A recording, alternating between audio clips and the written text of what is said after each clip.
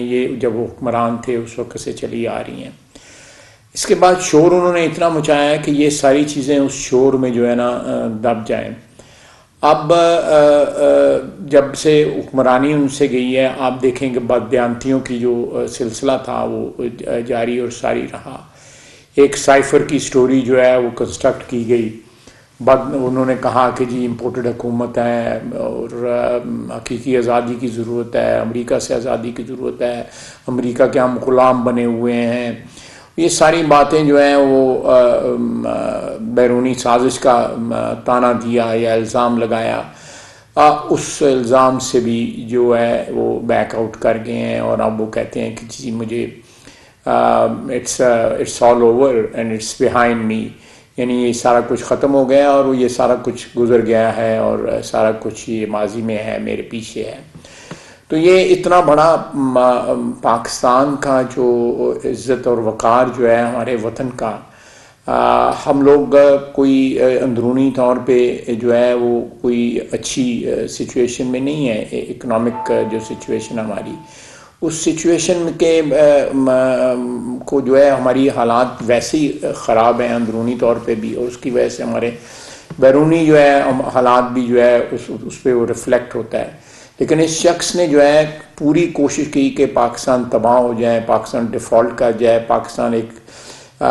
दिवालियापन के गड़े में गिर जाए जहाँ से वो निकल ना सके, ताकि उसकी हुक्मरानी वापस आ सके, या कम से कम जो हुक्मरानी उससे छिन गई है किसी और के पास ना रहे।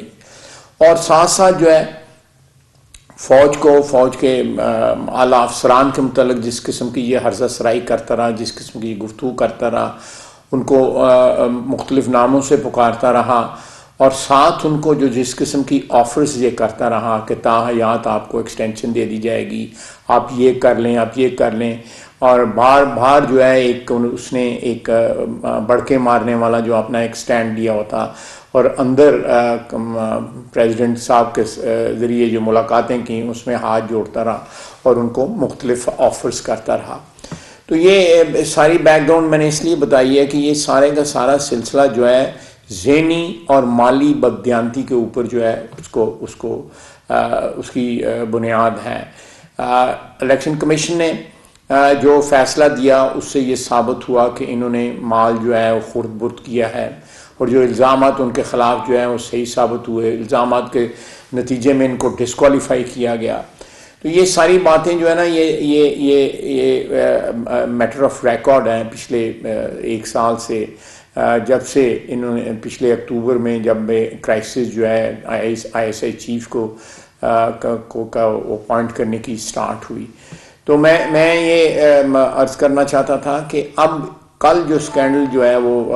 हुआ है, सामने आया है, उसमें दो तीन चीज़ें बड़ी इम्पॉर्टेंट हैं। कि एक तो ये है कि इन्होंने जाके वहाँ पे बेचा, घड़ी बेची, बाहर किसी मुल्क में दुबई में जाके बेची। वो एक बहुत बड़े हमारे जो दोस्त हैं सऊदी अरेबिया के वली अहद और वज़ीर आज़म से वो जो है दी गई हुई थी घड़ी तोहफे के तौर पे। तोहफे की एक अपनी एक सेंटिटी होती है, उसका एक और ख़ुसूसन एक दोस्त मुल्क के सरबराह ने दिया है, उसको बंदा सारी उम्र चेरिश करता है, जब तक ज़िंदा रहता है वो उसके लिए एक फ़ख्र की बात होती है। अगर रूल्स एंड रेगुलेशंस ने उनको भी मैनिपुलेट किया, कभी 20% कर दिया जब खुद लेना था, कभी 50% कर दिया, और डेट्स जो है इस तरह मैनिपुलेट की कि ताकि ये 20% पे ख़रीद सकें। अब ये सवाल पैदा होता है कि जहाँ से इन्होंने पैसे लिए और जब डिपॉजिट कराए जो है हुकूमत के ख़जाने में जो पैसे इन्होंने डिपॉजिट कराए उनकी डेट्स क्या हैं, यानी जो पैसे वहाँ से उमर फ़ारूक साहब से लिए और जो डिपॉजिट करवाए वो उनमें क्या फ़र्क है, कौन सी पहले डेट है और कौन सी बाद में डेट है। अब वो कहते हैं कि मैं मुकदमा करूँगा, मेरा ख्याल है ये बड़ी अच्छी बात है, वो मुकदमा करें, अदालत में जाएं, सारे का सारा रिकॉर्ड सामने आए। और ये फरा गोगी साहिबा को जिनको इन्होंने NRO दिलवाया है पंजाब हुकूमत से, उनके केसेस ख़त्म कराए हैं, उनके जो हस्बैंड हैं जो आसिम जमील साहब, उनके केसेस ख़त्म करवाए हैं। तो ये सारे मसले जो है ना सारे के सारे अदालत में आएंगे और फिर अदालत के सामने जो है सारा का सारा जो है वो एक चीज़ जो है वो इस्टेब्लिश हो जाएगी कि इनकी बदयांतियाँ क्या हैं। देखें इस चीज को मैनिपुलेट करना, तोशा खाने के रूल्स जो हैं उनको बेंड करके अपनी फेवर में कर लेना और बाद में बाहर से पैसे जाके लाने, वो कहाँ से पैसे आए, बैंकिंग के जरिए आए, बैंकिंग चैनल के जरिए आए, या मनी लॉन्ड्रिंग हुई, या किस तरह पाकिस्तान में पैसा आया, जो इन्होंने डिक्लेयर किए हैं वो किस तरह आया, जो अब पता लगा है कि असल अमाउंट जो है इन्होंने क्या वसूल की थी वो अब पता लगा है, वो किस तरह वो जो है वो पाकिस्तान में आया पैसा। और जो है जो लोग इस सारी सेल में इन्वॉल्व थे, they should be present in Pakistan, और वो पाकिस्तान में उनको आके जवाबदेह होना चाहिए कि उन्होंने इमरान खान के बिहाफ के ऊपर कितने पैसे वसूल किए, इमरान खान ने कितने पैसे वसूल किए। ये सारी बातें जो हैं, ये मेरा ख्याल है कि कौम इनको, एक ऐसे शख्स को जो सारी दुनिया को बददियानत कहता है, जो खुद डिस्क्वालीफाई हुआ है ईसीपी के डिसीजन में, तो ये सारा कुछ जो है ये मेरा ख्याल है कौम का ये कर्ज है, और ये कर्ज जो है उतारना पड़ेगा इमरान खान साहब को। इस तरह बढ़ के मारने से या इस तरह रिटेलिएट करने से, गाली गलोच करने से जो है सिलसिला ख़त्म नहीं होगा, और गवर्नमेंट इसको परसू करेगी इस सिलसिले को। इन्होंने मियां नवाज शरीफ 10,000 दिरहम ना लेने के जुर्म में, एक ऐसा ट्रम्प टप जुर्म उन पर इल्ज़ाम लगाया गया, उनको डिस्क्वालीफाई किया, ताहया डिस्क्वालीफाई किया, सजा दी गई, उनकी बेटी को सजा दी गई। इसी तरह जरदारी साहब को नैब में पकड़ा गया, उनकी हमशीरा को बैन में, इसने तमाम इखलाकी इकदार जो है वो क्रॉस की, अपनी अपनी अपनी जो एक जो बेस इंस्टिंक्ट्स होती हैं इंसान की, उसको सेटिस्फाई करने के लिए वो अब मौका आया है कि उसी पैमाने पे तो नहीं, हम नहीं डिमांड करेंगे, उसी पैमाने में जो कानून और कायदा है, जो आइन कहता है, उस पैमाने के ऊपर इनको जो है ना जांचा जाए, इनको परखा जाए। वो 10,000 दिरहम के ऊपर एक शख्स जो है 3 दफा वजीर आजम जो रह चुका है वो डिस्क्वालीफाई हो सकता है। तो इसने तो मिलियंस ऑफ डॉलर वसूल किए हैं और एक खातून के जरिए वसूल किए हैं। उस खातून के साथ क्या इनका ताल्लुक है, वो क्यों अलकादर ट्रस्ट के अंदर भी मेंबर हैं, क्यों वो जो है सुहावा की जो जमीन है उसके जो ट्रस्ट बना हुआ है उसके भी वो मेंबर हैं, वो क्यों बार बार उनका नाम जो आता है, क्यों पंजाब की सियासत में वो पहले भी बड़ी इन्फ्लुएंस थी, अब वो बाहर बैठ के जो है पंजाब की सियासत आज भी उससे मुस्तफीद हो रही हैं। तो ये सिलसिला जो है ना झूठ की, जो मैं एक और मिसाल दूंगा कि जो इन पे जो हमला हुआ है, कातलाना हमला जो हुआ है, वो पंजाब की सरहद में हुआ है। पंजाब में वो मुकदमा जो है दर्ज होना चाहिए था। FIR अगर परवेज इलाही नहीं दर्ज करता या इनकी मर्जी की FIR वहां पे दर्ज नहीं होती तो इसमें वफाकी हुकूमत का क्या कसूर है? वफाकी हुकूमत को गालियां देने की क्या जरूरत है? परवेज इलाही का गिरबान पकड़े, वो इनका लगाया हुआ वहां पे चीफ मिनिस्टर है, वहां पे पुलिस ऑफिसर जो हैं वो उनसे पूछा जाए वो मुल्जम आज तक अदालत में क्यों नहीं पेश हुआ। इस तरह के सारे जो हैं वो सारे के सारे जो बंदे जो हैं पकड़े गए हुए हैं, जो बंदे इस वक्त गिरफ्तार हैं, वो क्यों नहीं जो है अदालत में पेश किए जाते जो है। तो ये सारा सिलसिला जो है ये मैं समझता हूँ कि हम एक ऐसे मोड़ पे आके खड़े हो गए हैं कि इसके बिल्कुल एक क्लीन जुडिशियल प्रोसेस के जरिए, वो प्रोसेस नहीं जिससे मियां नवाज शरीफ को सजा दी गई थी, वो प्रोसेस नहीं जिससे मरियम नवाज को सजा दी गई थी, वो प्रोसेस नहीं जिससे बाकी लोग नैब में पकड़े गए थे, जो मनी लॉन्ड्रिंग के चार्जेस जो है अपोजिशन की, उस वक्त की अपोजिशन पे लगाए गए थे, वो देख लें, नैब के सवालात देखें, नैब की इंटेरोगेशन देख लें, नैब की जो है कैदें भुगती हम लोगों ने वो देख लें। और आज ये मनी लॉन्ड्रिंग जो है वो बिल्कुल क्लियर कट साबित हो रही है कि वहां पे कितने पैसे वसूल किए, यहां पे कितने पैसे यहां पे आए और किन चैनल्स के जरिए आए, वो डिक्लेयर कितने हुए,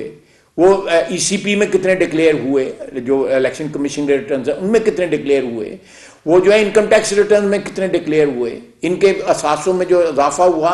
उससे कई गुना ज्यादा इजाफा हुआ है। जो इन्होंने डिक्लेयर किया हुआ है इजाफा जो है वो कम है। अगर घड़ी वाली ट्रांजैक्शन ही सिर्फ देख लिए, बाकी और पता नहीं कितनी ट्रांजैक्शन हुई हैं। ये जो जमीन की बात करते हैं, फरोज वाला जमीन की बात, कभी वो ज़मीन किसी वक्त उसका स्टेटस जो है वो बेनामी होल्डर का था और किसी वक्त उसका इनहेरिटेंस का हो जाता है, कभी उसका स्टेटस जो है सेल का स्टेटस हो जाता है। उस ज़मीन के स्टेटस जो है वो कई दफ़ा जो है कहाँ से आई वो ज़मीन, किस तरह इनके पास आई ज़मीन, किस तरह बिकी, 80 रजिस्ट्रियाँ जो है उसकी हुई टैक्स बचाने के लिए। ये सारे सवाल जो हैं इनका जवाब जो है इमरान खान को देना पड़ेगा। इमरान खान जो है अब अवॉइड नहीं कर सकता। इंशाअल्लाह ताला पाकिस्तान में आइन और कानून की हुक्मरानी है इस वक्त, एक सियासी कैदी नहीं है। इमरान खान के 3.5 साल के दौर में सियासतदान कैद रहे, थ्रू आउट कैद रहे। हमजा शहबाज शरीफ जो है 22 महीने कैद रहा, शहबाज शरीफ कैद रहा, नवाज शरीफ कैद रहा, मरियम नवाज कैद रही, यूसुफ अब्बास उनका भतीजा जो है मियां नवाज शरीफ का कैद रहा, आज चीमा कैद रहा, आसन इकबाल, शाहिद अब्बासी, आसिफ जरदारी साहब, शर्जील मेमन जरदारी साहब की हमशीरा। ये एक लंबी लिस्ट है जो लोग इनके दौर में कैद रहे। आज बताएं 8 महीने हो गए हमारी हुकूमत को आए हुए, एक शख्स जो है कैद नहीं है इस वक्त। 3-4 लोग जो गिरफ्तार हुए वो कानून और कायदे के तहत, कोई तीसरे दिन जो है रिहा हो गया, कोई उसी दिन रिहा हो गया, कोई अगले दिन रिहा हो गया। एक रेन ऑफ टेरर था, एक दहशतगर्दी का जो है वो समा था, और ये दहशतगर्दी का एक जो है माहौल बना दिया हुआ था इन्होंने कि कोई बंदा जो है नैब के जरिए किस वक्त उठा लिया जाए। तो ये प्लीज ये अंडरस्टैंड करने की, पाकिस्तानी अवाम को ये अंडरस्टैंड करने की बात यह है कि ये घड़ी का जो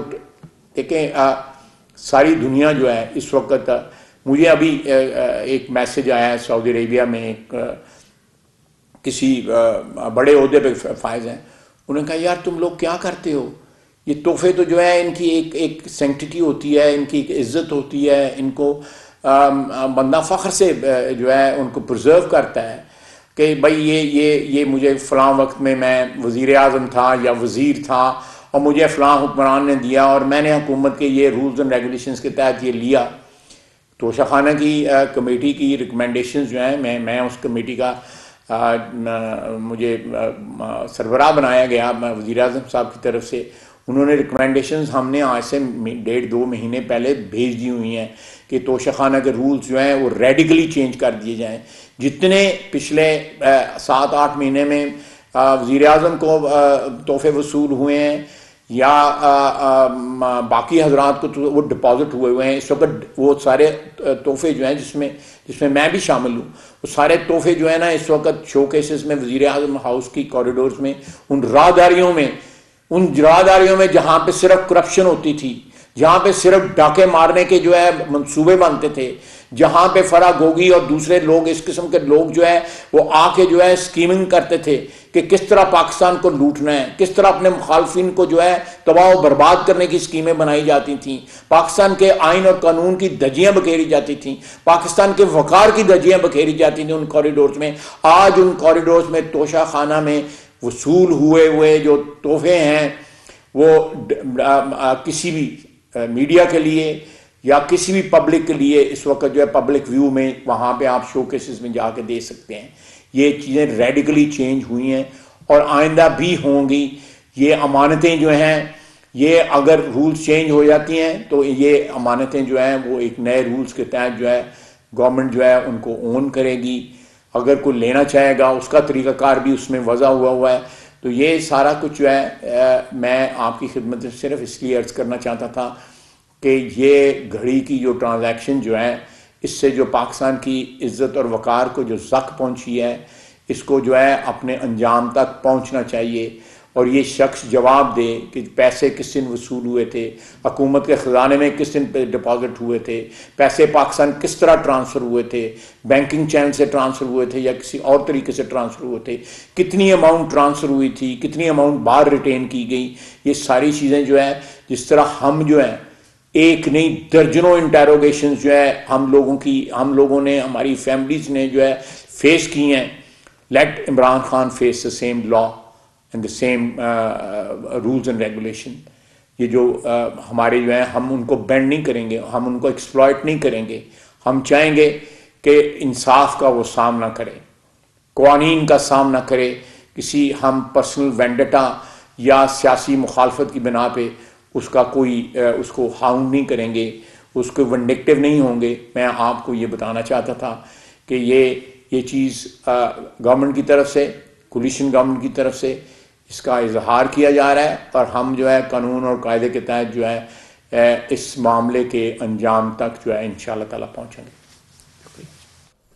नाज़रीन, वज़ीर दिफा ख्वाजा मोहम्मद आसिफ की न्यूज़ कॉन्फ्रेंस। वज़ीर दिफा का यह कहना है कि कल घड़ी बेचने वाला स्कैंडल सामने आया। जब इमरान खान हुक्मरान थे तो अपने सियासी मुखालिफिन पर नैब के केसेस बनाए, सियासी इंतकाम का निशाना बनाया। अब बेज़ाब्तगियां उनकी सामने आ रही हैं, लेकिन ये बेज़ाब्तगियां कोई नई बात नहीं है। अब जब हुक्मरानी